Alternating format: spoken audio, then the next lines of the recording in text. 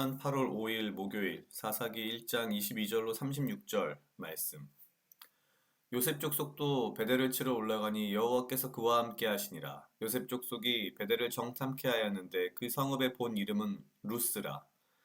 탐정이 그 성읍에서 한 사람이 나오는 것을 보고 그에게 이르되 청하노니 이 성읍의 입구를 우리에게 가르치라. 그리하면 너를 선대하리라 하매 그 사람이 성읍의 입구를 가르친지라. 이에 칼날로 그 성읍을 쳤으되 오직 그 사람과 그 가족을 놓아 보내매 그 사람이 햇사람의 땅에 가서 성읍을 건축하고 그 이름을 루스라 하였더니 오늘날까지 그곳의 이름이더라.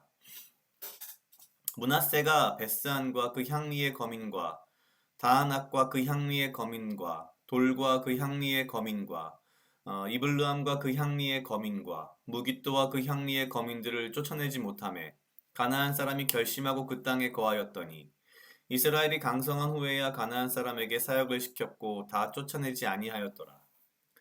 에브라임이 게셀에 거한 가나안 사람을 쫓아내지 못하매 가나안 사람이 게셀에서 그들 중에 거하였더라.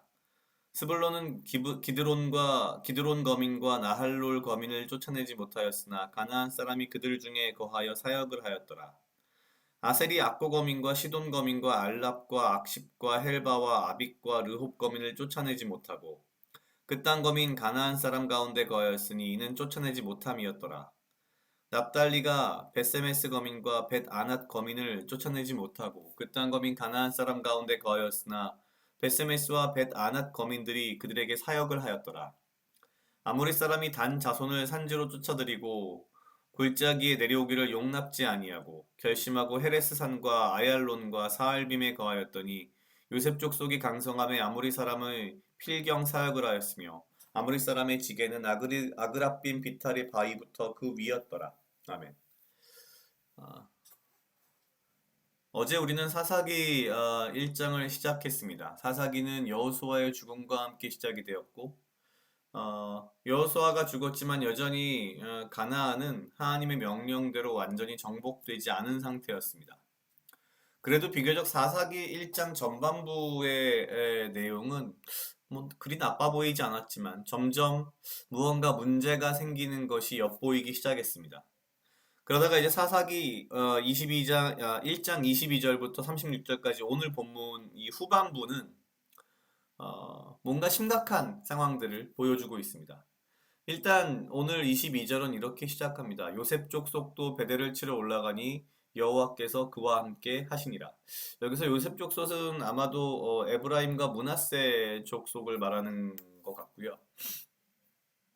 어쨌거나 이들이 베델을 정탐을 했고 그 성읍에서 나오는 한 사람을 보고 이야기합니다. 이 성읍의 입구를 우리에게 알려달라. 그러면 너를 선대하겠다. 그러고 나서 그 성읍을 쳐서 없앴는데 오직 그 사람만 살려준 거죠.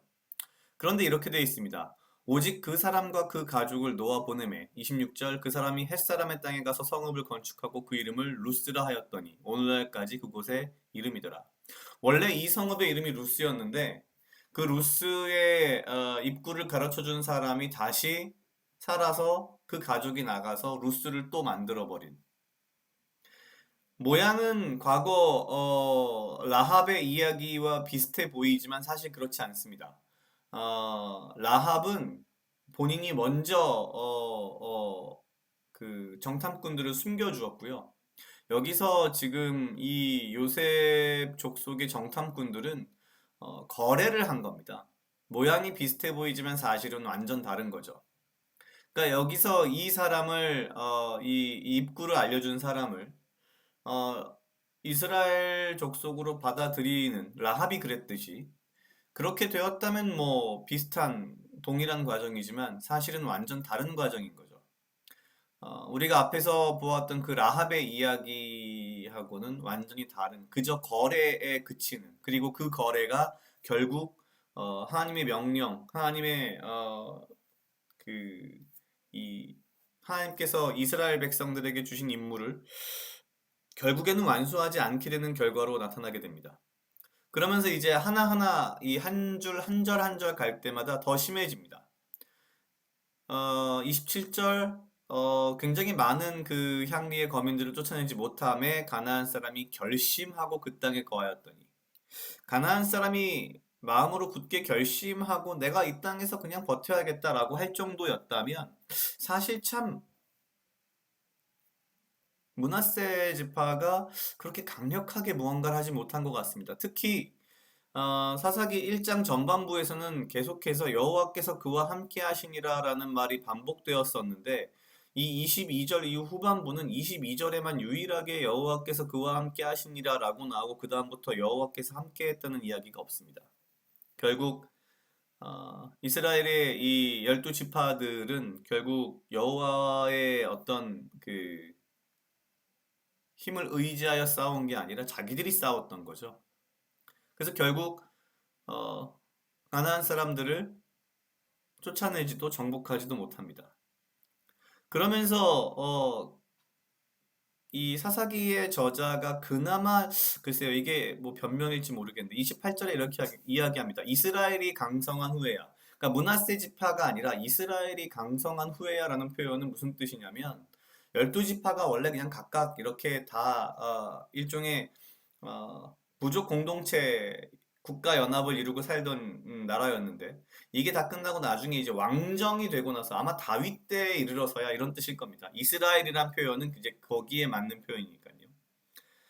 그러니까 이 사사기가 다 끝나고 사실은 다윗 시대 정도가 되어서야 가나안 사람에게 사역을 시키고 다 쫓아내지 아니하였더라라고 되어 있습니다. 그러니까 사역을 시키긴 했지만 역시 쫓아내진 않았다는 거죠. 그러니까 이 당시에 이미 그 여호수아가 죽고 나서 바로 이러한 정복 전쟁을 펼칠 때 하나님의 말씀대로 했어야 했는데 이제 그것이 하나씩 하나씩 무너지고 사역을 시키는 물론 사역을 시킴으로써 어떤 경제적인 이득이라든지 사회국가적인 이득을 얻을 수 있었을지 모르겠지만 결국 하나님의 명령을 거부한 겁니다.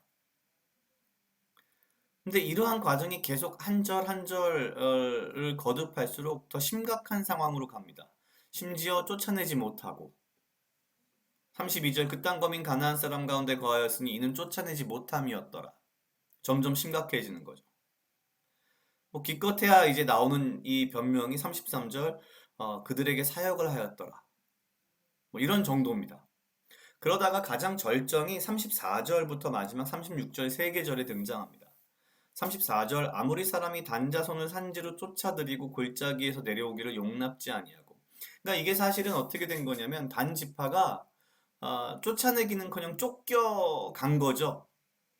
원래 자기들이 이 기업으로 받은 그 땅에 들어가지 못하고 그 북쪽으로 도망가서 살게 된 겁니다. 그리고 오히려 아모리 사람들이 못 내려오게 한 겁니다. 더 웃긴 것은 지금 36절 마지막에 아모리 사람의 지게는 아그라핀 비탈의 바위부터 그 위였더라라고 되는데 이게 또 굉장히 찾아보면 참 잘못된 게 아그라핀은 사실 그 유다 지파의 북쪽 경계선이고요. 그 위로 이제 단 지파가 원래 들어가야 되는데 그러니까 이스라엘 12지파 사이에 가나안 족속들이 아주 왕성하게 버티고 있었다라는 거죠.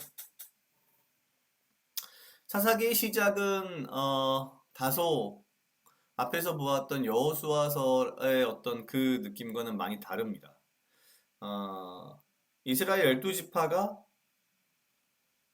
다시 모세의 그 이 출애굽 초창기에 굉장히 이 문제도 많고 말썽도 많은 이스라엘 백성들의 모습을 다시 닮아가는 느낌을 받게 하는 그런 부분들이 등장하는 거죠.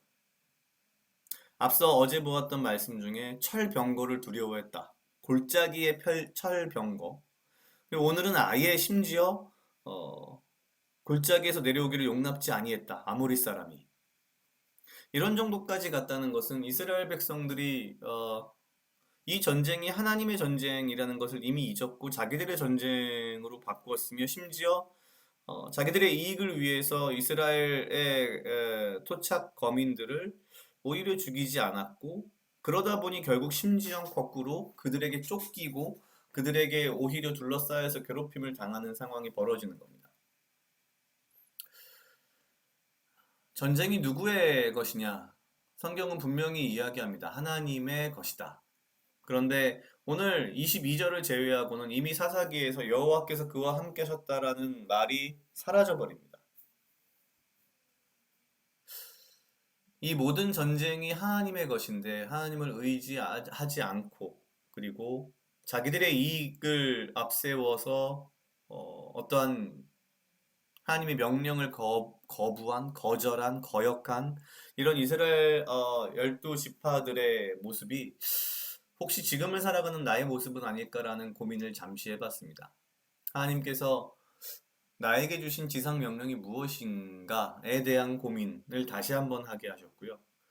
내가 그냥 그저 내 삶에 좋을 법한, 좋아 보이는 그러한 것들을 하는 것이 아니라 하나님께서 나에게 주신 지상 명령을 완벽하게 수행하는 방향으로 내가 행동하고 의사를 결정하고 또한 하나님을 앞세우고 하나님을 의지해서 내 삶을 살아나가는 것이 중요하다라는 생각이 들었습니다. 같이 약 2분 정도 묵상하시겠습니다.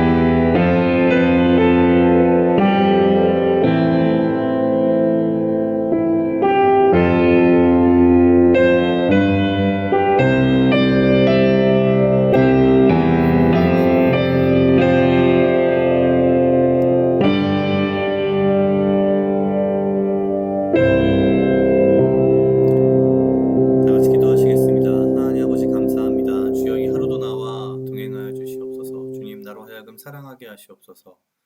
아버지여 나를 해하려 하는 그 어떠한 무리들로부터 나를 지키고 보호하여 주시며 내가 오직 주님 주시는 지혜와 명철로 이 하루를 살아가고 나에게 필요한 건강과 육체적 강건함을 허락하여 주시옵소서. 주님, 내가 내 하루의 삶을 살아갈 때에 주께서 내 삶에 나에게 주신 지상 명령을 떠올리며 기억하며 그에 맞게 행동하고 그에 맞게 생각하며 그에 맞게 살아가도록 주여 인도하여 주시옵소서.